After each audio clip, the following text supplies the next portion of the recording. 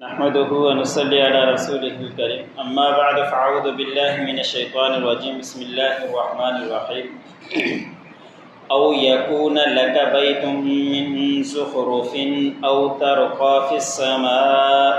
ولن نؤمن لرقيك حتى تنزل علينا كتابا نقرؤه قل سبحان ربي هل كنت إلا بشرا رسولا وما منع الناس أن يؤمنوا إذ جاءهم الهدى إلا أن قالوا أبعث الله بشرا رسولا قل لو كان في الأرض ملائكة يمشون مطمئنين نزلنا عليهم من السماء ملكا رسولا قل كفى بالله شهيدا بيني وبينكم إنه كان بعباده خبيرا بصيرا۔ سورت بنی اسرائیل کا درس چل رہا ہے۔ اسی سورت کی آیت نمبر 93 سے لے کر 96 تک تلاوت کی گئی۔ گزشتہ آیتوں کے اندر بھی، ان آیتوں کے اندر بھی جو کافروں کے اعتراضات تھے وہی اللہ رب العزت نے بیان فرمائے ہیں۔ آپ صلی اللہ علیہ وسلم کے بارے میں وہ کہا کرتے تھے کہ اگر آپ سچے نبی ہو تو آپ کا ایک باغ ہونا چاہیے جس کے اندر کھجوریں ہوں اور انگور ہوں اور اس کے بیچ سے نہریں بہتی ہوں، یا یہ کہ آپ ہمیں ڈراتے ہو کہ عذاب آ جائے گا، آسمان گر جائے گا تو پھر ہمارے اوپر آسمان گر جائے ٹکڑے ٹکڑے ہو کر، اس طرح کی وہ باتیں کیا کرتے تھے۔ اسی اعتراض کے اور باتیں بھی تھی جس کا اللہ رب العزت نے آج کے آیت میں بیان فرمایا۔ وہ کہا کرتے تھے کہ آپ تو غریب ہو، آپ کی ہم کیسے بات مان لیں؟ ہاں ہم آپ کی بات مان لیں گے، آپ کا ایک سنہری گھر ہو، اس کی دیواریں سونے کی ہوں، اس کی چھت تو سونے کی ہو اور اس طرح کا گھر ہو تو پھر ہم آپ کی مان لیں گے۔ آپ تو غریب ہو، ہم ایسے آپ کی بات مانتے نہیں، تاکہ آپ ہم سے الگ لگیں پھر ہم مانیں گے کہ باقی آپ سچے اللہ کے رسول ہیں۔ عجیب وہ اعتراضات کیا کرتے تھے۔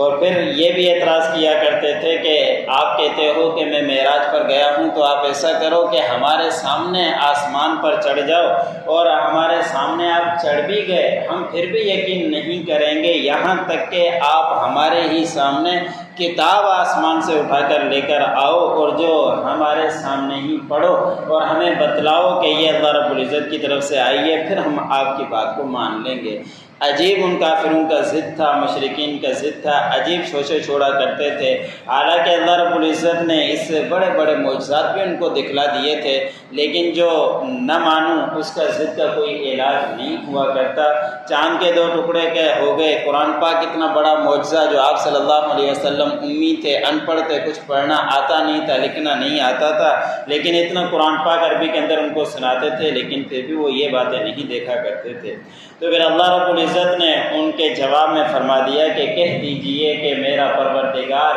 پاک ہے، اگر وہ چاہے تو اس کے لیے کوئی مشکل نہیں ہے، وہ سب کچھ کر سکتا ہے، یہ میرے کام اختیار میں نہیں ہے لیکن اللہ رب العزت کے اختیار میں ہے، وہ پاک ذات ہے، جس طرح کا چاہے وہ کر سکتا ہے۔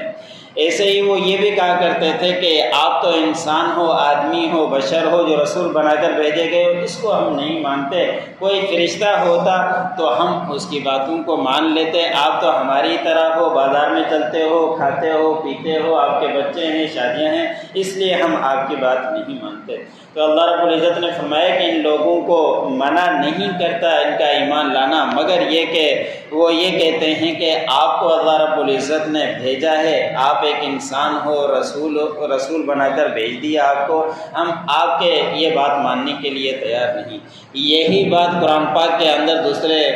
مقام پر تذکرہ ہے کہ حضرت ہود علیہ السلام کو بھی کافروں نے یہی کہا کہ آپ ہماری طرح انسان ہو، اس لیے ہم آپ کو نہیں مانتے۔ حضرت نوح علیہ السلام کو بھی اسی طرح کہا، وہ عجیب کوئی مخلوق مانگا کرتے تھے کہ وہ آ جائے تو پھر ہم آپ کی بات مانیں گے۔ اللہ رب العزت نے ان کے بشر و انسان ہونے کے جواب میں فرما دیا کہ اے نبی ان سے کہہ دیجئے کہ اگر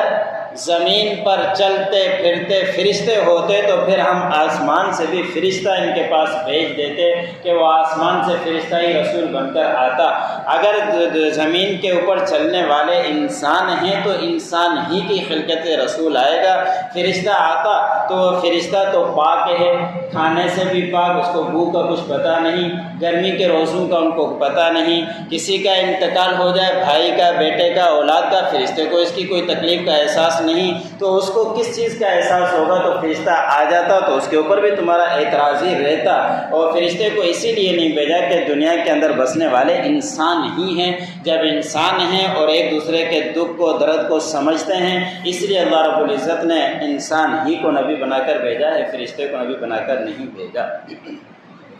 پھر آگے اللہ رب العزت نے پھر جواب دے دیا کہ اے نبی ان سے کہہ دیجئے کہ اللہ گواہ ہے کافی میرے درمیان اور تمہارے درمیان، جس طرح کی تم باتیں کیا کرتے ہو اللہ رب العزت کو سب کچھ معلوم ہے، اور اللہ رب العزت اپنے بندوں سے باخبر ہے، اور دیکھنے والے ہیں کہ جس طرح کے تم اعتراضات کیا کرتے ہو سب اللہ رب العزت کے علم۔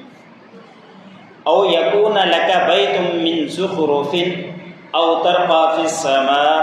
ان کافروں کا یہ اعتراض تھا کہ یا یہ کہ آپ کے پاس ہوتا ایک سنہرے گھر، یا یہ کہ آپ آسمان میں چڑھ جاتے، وَلَن نُؤْمِنَ لِرُقِّيِّكَ، ہم آپ کے اوپر یقین نہیں کریں گے آسمان پر چڑھنے کا، حَتَّى تُنَزِّلَ عَلَيْنَا كِتَابًا نَقْرَؤُهُ، یہاں تک کہ تو ہمارے ہی سامنے کتاب کو لے کر آئے اور اس کو ہمارے ہی سامنے پڑھے، اس کے بعد ہم مانیں گے ورنہ نہیں۔ قل سبحان ربی، کہہ دیجئے کہ میرا پروردگار پاک ہے، هل كنت الا بشر رسولا، نہیں ہوں میں مگر ایک بشر آدمی اور رسول بنا کر بھیجا گیا ہوں۔ وما منع الناس ان يؤمنوا اذ جاءهم الهدى، نہیں ان کو منع کیا، روکا ان کے ایمان لانے سے مگر جب کہ ان کے پاس آ گئی ہدایت، اس بات نے روکا کہ الا ان قالوا ابعث اللہ بشر رسولا، کہ ان کو اس بات نے روک دیا کہ کیا اللہ نے ایک انسان کو نبی بنا کر بھیج دیا، اسی بات کے اعتراض کی وجہ سے وہ راہ راست پر نہیں آتے۔ قل لو كان في الارض ملائكة يمشون مطمئنين لنزلنا عليهم من السماء ملكا رسولا، کہہ دیجئے کہ اگر ہوتے زمین میں فرشتے بسنے والے، چلنے والے، پھرنے والے، تو ہم اتار دیتے ان کے اوپر آسمان سے فرشتہ رسول بنا کر، لیکن زمین پر چلنے والے انسان ہی ہیں تو ہم نے انسان ہی کو رسول بنا کر بھیجا۔ قل کفا باللہ شہیدا بینی و بینکم، کہہ دیجئے کہ اللہ رب العزت کافی ہے گواہ میرے درمیان اور تمہارے درمیان، انہ کان بعبادہ خبیرا بصیرا، بے شک انہ کان بعبادہ، بے شک اپنے بندوں سے میرا پروردگار باخبر ہے اور دیکھنے والا ہے۔ جو پڑھا سنا مجھے سننے والوں کو عمل کرنے دو۔